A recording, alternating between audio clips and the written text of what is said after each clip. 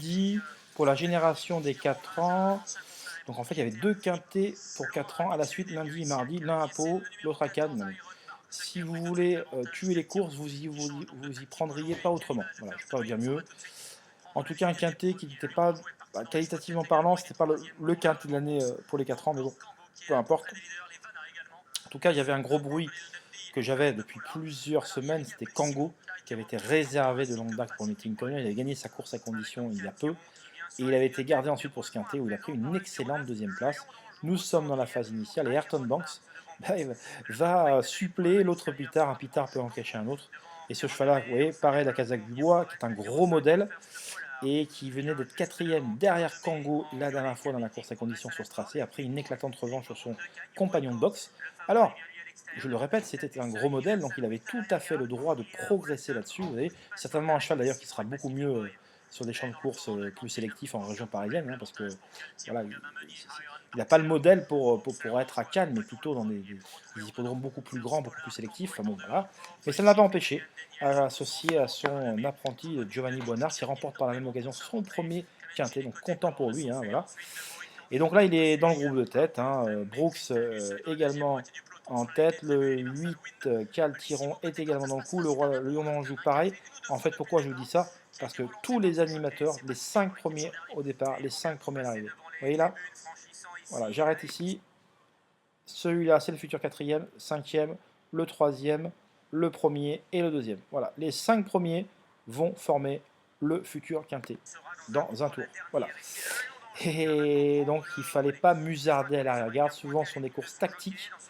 Euh, voilà. Donc, en France, on a beaucoup de courses tactiques. Et c'est vrai que lorsque les chevaux se tiennent de près, ben, ceux qui vont devant avec un rythme de sénateur, et bien forcément, c'est plus facile de repartir au nez à la barre de ses adversaires.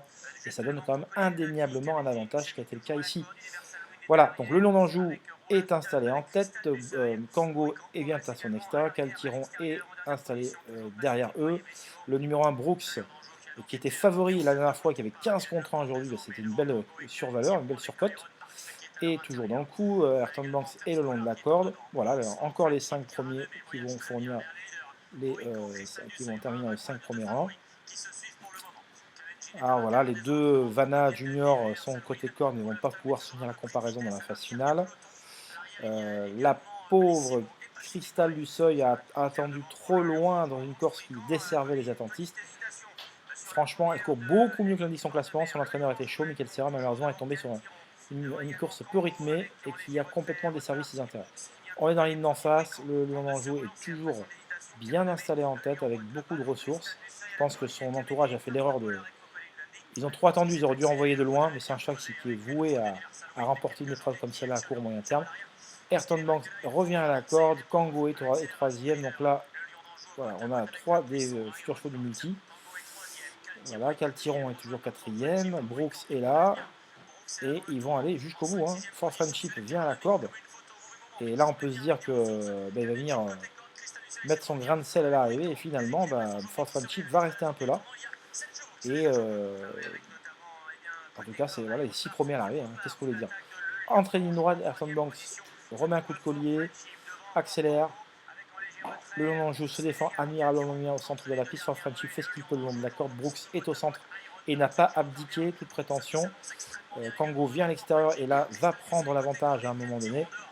En retrait, et bien Caltiron va faire mieux que se défendre. Il va courageusement se relancer pour revenir chipper la 5e place. La lutte fait rage en tête entre Kango qui vient fait illusion pour la victoire à l'extérieur. On dit il va gagner. Et non, c'est sans compter sur Ayrton Banks, énergiquement sollicité par son partenaire qui vient s'imposer aux dépens de Kango. 3e Brooks, 4e donc le Lion d'Anjou et 5e Caltiron. Voilà pour une arrivée qui finalement aura payé, hein, parce que ce numéro 14 était délaissé et certainement à tort dans l'ensemble de la presse spécialisée. Il y avait 30 euros en finale.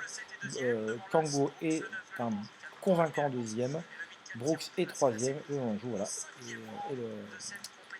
et cinquième Caltiron. Donc voilà pour cette arrivée du quintet. Je vous retrouve pour d'autres numéros des débriefs, des recommandations. Je vous souhaite une très belle journée. À bientôt. Bye bye.